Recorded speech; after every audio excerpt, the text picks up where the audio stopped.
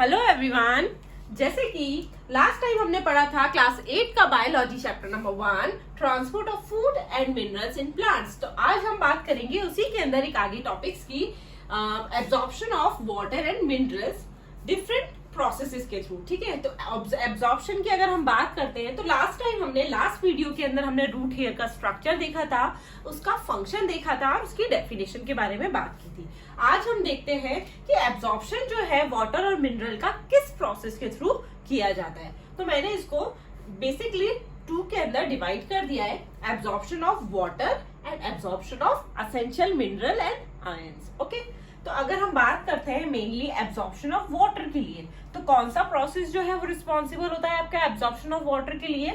आपका absorption of water के लिए ऑस्मोसिस प्रोसेस जो है वो रिस्पॉन्सिबल होता है। इसी तरीके से हम आगे चलते हैं absorption of minerals and ions. तो उसके लिए आपके 2 प्रोसेस आते हैं मेनली इसके अंदर। First one is diffusion, second one is active transport. ठीक है, तो अब हम एक एक करके इन डेफिनेशंस को समझेंगे और इनके बीच में कुछ स्लाइटली डिफरेंसेस होते हैं, वो आपको याद रखने की जरूरत है, क्योंकि क्वेश्चन जो आता है एग्जाम्स में वो आपसे पूछा जाता है differentiate between, right the differentiate between osmosis and diffusion या ऑस्मोसिस एंड एक्टिव ट्रांसपोर्ट। तो इसके अंदर इनकी जो डेफिनेशन है उनमें बहुत छोटा छोटा डिफरेंसेस है जो आज हम समझेंगे। तो एक एक करके हम स्टार्ट करते हैं। वन मोर थिंग, यहाँ पे एब्जॉर्प्शन ऑफ वाटर जो है इसके अंदर प्रोसेस एक आपका है ऑस्मोसिस, दूसरा प्रोसेस जो है वो आपका आ सकता है इम्बाइबिशन। ठीक है, इम्बाइबिशन। ठीक है, आपके सिलेबस के अंदर ये नहीं है इसलिए मैंने यहाँ पे नहीं लिखा, लेकिन आपके नॉलेज के लिए जरूरी है कि आपको पता हो कि इम्बाइबिशन भी आपका किस में आता है, एब्जॉर्प्शन ऑफ वाटर में। इसका बेस्ट एग्जाम्पल है आपका रेजिन्स। ठीक है, जब आप रेजिन्स को, किशमिश को पानी में डालते हो तो उसके बाद में आप देखते हो कि उसकी जो सरफेस है वो स्वेल अप हो जाती है, मतलब उसका जो भी किशमिश है आपका वो कैसा हो जाएगा, इस तरीके से होती है। तो अगर आप उसको वाटर के अंदर डालोगे तो ये कैसी हो जाएगी, स्वेल अप हो जाएगी। तो ये क्या हुआ, सरफेस अट्रैक्शन से पानी को एब्जॉर्ब करती है और क्या करती है, अपने स्ट्रक्चर को स्वेल अप कर लेती है। ठीक है, तो ये प्रोसेस होता है आपका इम्बाइबिशन, लेकिन आपके सिलेबस में ये नहीं है इसलिए मैंने यहाँ पे नहीं लिखा। तो हम एक एक करके स्टार्ट करते हैं हमारी वीडियो के अंदर। पहले हम देखेंगे ऑस्मोसिस, सेकंड फिर डिफ्यूजन, लास्ट में देखेंगे एक्टिव ट्रांसपोर्ट और इनके बीच में क्या डिफरेंसेस हैं वो आपको पता चले। तो स्टार्ट करते हैं हम ऑस्मोसिस के साथ।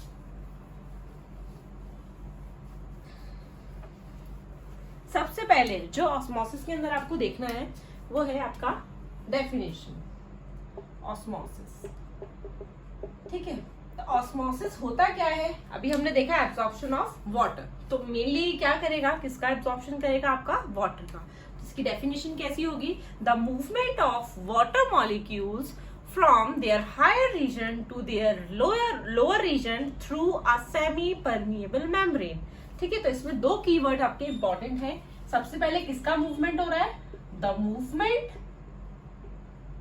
Of water molecule. किसका होगा, वाटर मॉलिक्यूल का। तो पहला कीवर्ड होगा आपका मूवमेंट किसका हो रहा है, वाटर मॉलिक्यूल का।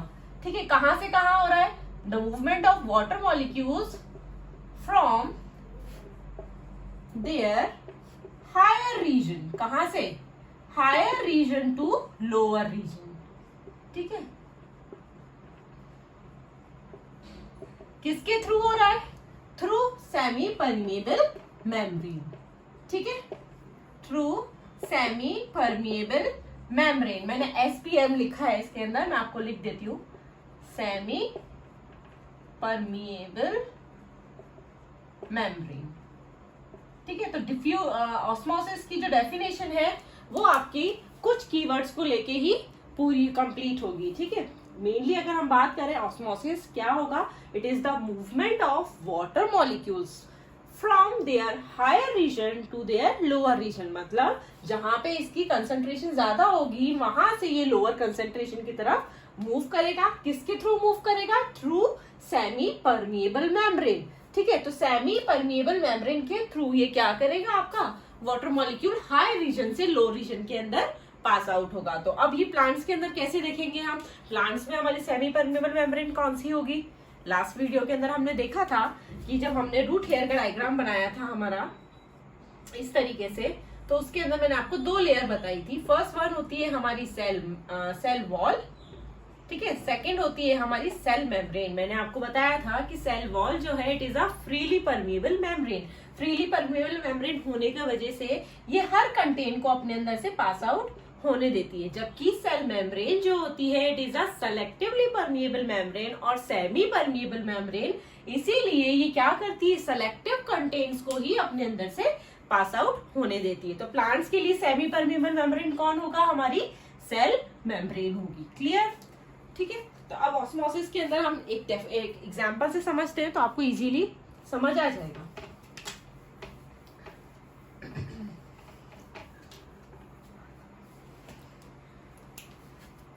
सपोज मेरे पास में एक कंटेनर है।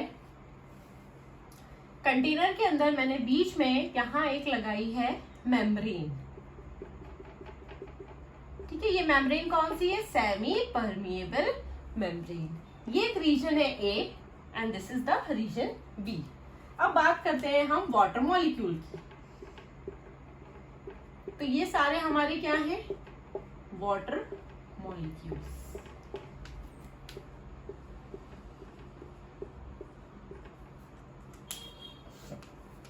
और ये कुछ हमारे सॉल्यूट।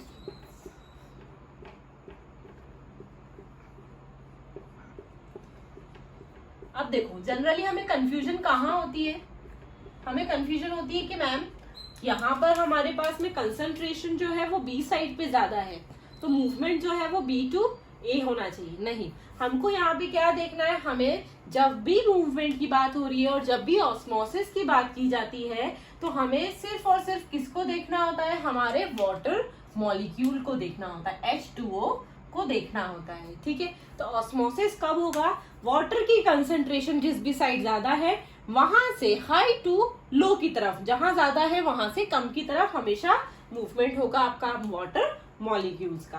तो यहाँ पे नंबर ऑफ वाटर मॉलिक्यूल्स जो है वो ए साइड पे ज्यादा है एज कम्पेयर टू बी, ठीक है। हम सॉल्यूट को नहीं देखेंगे, हम सिर्फ किसको देख रहे हैं, हम सिर्फ वाटर मॉलिक्यूल्स की बात कर रहे हैं। तो यहाँ पे क्या होगा, यहाँ पे जो मूवमेंट होगा वाटर का या वाटर मॉलिक्यूल्स का वो किसके थ्रू, कौन से रीजन से होगा, फ्रॉम ए टू बी, ठीक है। और कब तक होगा ये, जब तक कि दोनों स्टेट के ऊपर, दोनों रीजन के ऊपर, ए और बी दोनों रीजन के अंदर क्या नहीं हो जाता है, इक्विलिब्रियम क्रिएट नहीं हो जाता। इक्विलिब्रियम क्या होता है, दोनों जगह नंबर ऑफ वाटर मॉलिक्यूल्स जो है इक्वल नहीं हो जाते हैं, तब तक ये ए टू बी मूव करता रहेगा। जैसे ही बी साइड पे और ए साइड पे नंबर ऑफ मॉलिक्यूल्स जो है वो इक्वल हो जाते हैं तो हमारा ऑस्मोसिस जो है वो स्टॉप हो जाएगा, ठीक है। अब इसको हम समझते हैं हमारे प्लांट्स के अंदर कि प्लांट्स में किस तरीके से होगा। मुझे फिर से डायग्राम बनाना पड़ेगा रूट हेयर का।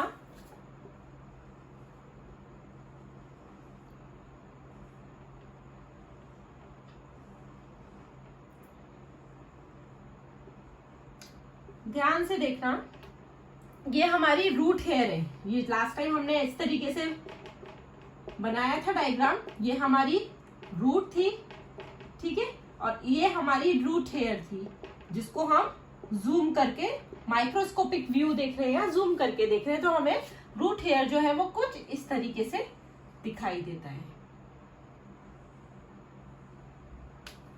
ऐसे बहुत सारे रूट्स होते हैं, ठीक है, एक नहीं होता है, ऐसे बहुत सारे रूट्स होते हैं। ये मैंने सिर्फ आपको समझाने के लिए एक रूट बना दिया है, एक रूट हेयर बना दिया है। तो देखिए यहाँ पे कैसे मूवमेंट होगा। सपोज आपने क्या किया, ये हमारी सॉइल है, यहाँ पर क्या किया, वाटर डाला, तो यहाँ पे क्या होगा, बहुत सारे वाटर के पार्टिकल्स होंगे, बहुत सारे मॉलिक्यूल्स होंगे वाटर के, ठीक है। अब हम बात करते हैं इनसाइड, ठीक है, इनसाइड रूट हेयर या इनसाइड रूट। तो इनसाइड रूट जो है वो वाटर की कंसंट्रेशन कम है, तो हमें पता है यहाँ पे कौन सा प्रोसेस होने वाला है, ऑस्मोसिस। तो ऑस्मोसिस कहाँ होगा, आउटर टू इनर। क्यों होगा, क्योंकि यहाँ पे हमारी जो सॉइल वाला रीजन था वहां पे वाटर का जो मॉलिक्यूल्स थे वो बहुत ज्यादा अमाउंट में थे as compare to inside the root hair या इनसाइड द रूट। तो यहाँ पर कहाँ से कहाँ मूवमेंट होगा, from their higher region to their lower region. अब थ्रू सेमी परमेबल मेम्ब्रेन कहाँ है यहाँ पर, तो हमारी जो सेकेंड लेयर होती है हमें पता है ये होती है हमारी सेल मेम्ब्रेन। तो सेल मेम्ब्रेन को ही हम क्या बोलते हैं, सेमी परमिएबल मेम्ब्रेन। तो ये हमारे लिए क्या हो गई, सेमी परमिएबल मेम्ब्रेन हो गई। तो इसके अंदर जब वाटर का मूवमेंट होगा तो उसी को हम क्या बोलेंगे, हाई रीजन से लो रीजन में, तो उस प्रोसेस को हम बोलेंगे ऑस्मोसिस। क्लियर। तो यहाँ पे हमने क्या देखा कि ऑस्मोसिस का प्रोसेस जो है वो हमारे रूट्स के अंदर किस तरीके से होता है। ये मैंने आपको रूट हेयर बताया। सिमिलरली अगर हम बात करते हैं एक प्लांट की, तो वो प्लांट के अंदर इस तरीके से दिखाई देगा आपको। ठीक है, यहाँ पर आपने क्या किया, वाटर डाला, तो वाटर कहाँ जाएगा आपका, रूट्स के अंदर जाएगा। किस प्रोसेस के थ्रू जाएगा, थ्रू ऑस्मोसिस। ऑस्मोसिस क्या होता है, movement of water molecule from their higher region to their lower region through semi permeable membrane. तो अब यहाँ पे क्या हुआ, इसने रूट हेयर ने रूट के अंदर पहुंचा दिया वाटर को, और वाटर जो है वो हमारा किस प्रोसेस किस टिश्यू के थ्रू जो है वो ऊपर की तरफ मूव करेगा, थ्रू जाइलम। ठीक है, ये हमने प्रीवियस वीडियो के अंदर देख रखा है कि हमारा जाइलम जो है वो कैसा कंडक्टिव टिश्यू है, it is responsible for the conduction of water. तो यहाँ पे क्या होगा, ये जाइलम के अंदर छोड़ दिया जाएगा और जाइलम के थ्रू ये अपवर्ड मूवमेंट करेगा। इस तरीके से हमारा कंटिन्यूसली ऑस्मोसिस जो है वो चलता रहेगा। ठीक है, नेक्स्ट वीडियो के अंदर हम देखेंगे absorption of minerals and essential ions, जिसके अंदर हमने दो हमको उसके अंदर प्रोसेस देखने हैं। फर्स्ट है हमारा डिफ्यूजन, सेकंड वन है हमारा एक्टिव ट्रांसपोर्ट। ठीक है, थैंक यू एवरीवन।